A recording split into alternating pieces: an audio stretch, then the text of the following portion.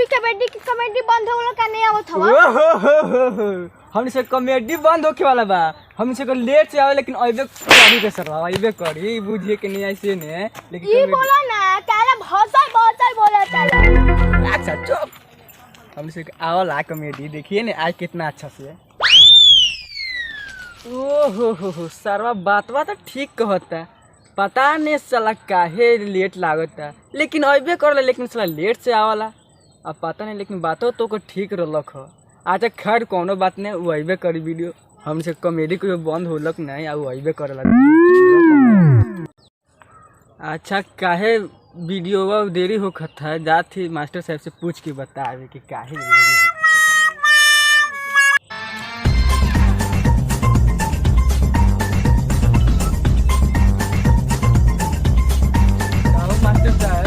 बोलो चैनल वाला कॉमेडिया बंद हुई थी क्या? ना बंद कैसे हो जाए?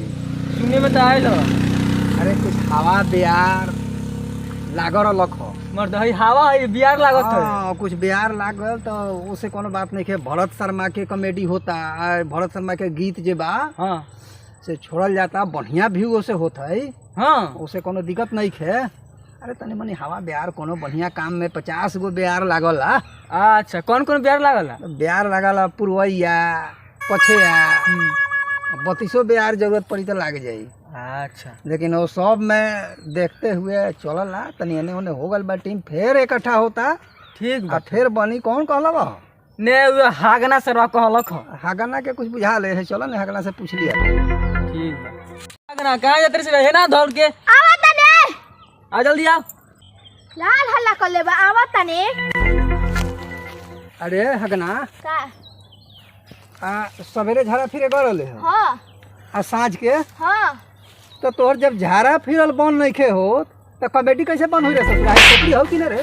बुड़बक चपाट कहीं का कॉमेडी बन होते ये सारा कहत लख जब तक तू हगत रहबे हां तब तक कॉमेडी बंद नहीं हुई। कैसे बंद हो नहीं तब तू हगल तो बंद हो जाई।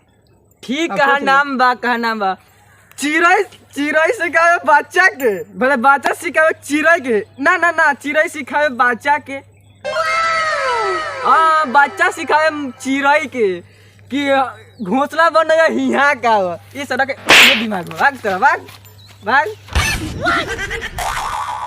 चारों तरफ जे बा माने हवा बिहार उड़ गल बा जे कॉमेडी बंद हो गई।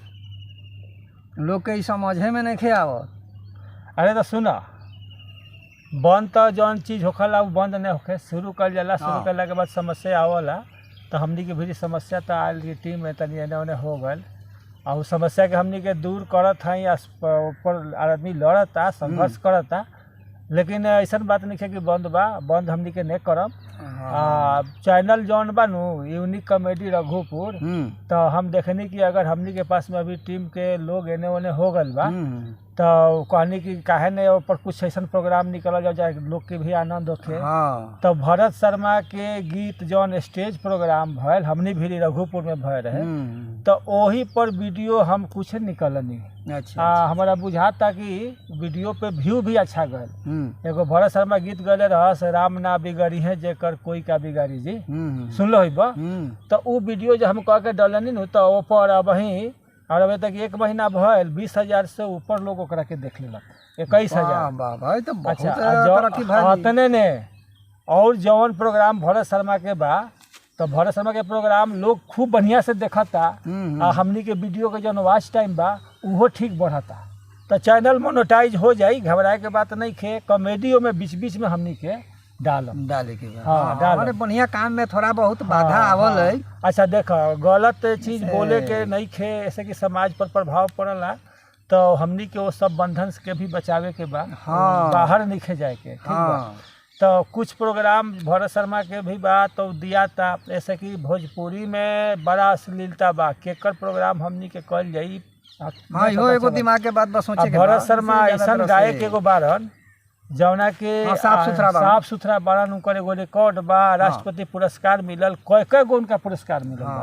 तो हम भरत शर्मा के गीत के निकालनी लोग ओकरा के अच्छा प्यार दुलार देता।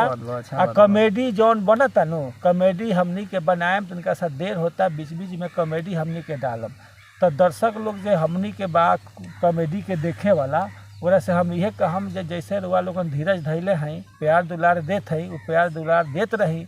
हमनी के कॉमेडियो निकली या गीतो निकली, आ गीत एक से एक गीत के हमनी के वीडियो बना के डालत है, रुआ लोगन ओकरा के देखी और जौन अच्छा लागत आ पर कुछ कमेंट भी करी। कमेंट साफ बिल्कुल नहीं किया, दर्शक लोग खाली देखता, देख के छोड़ देता।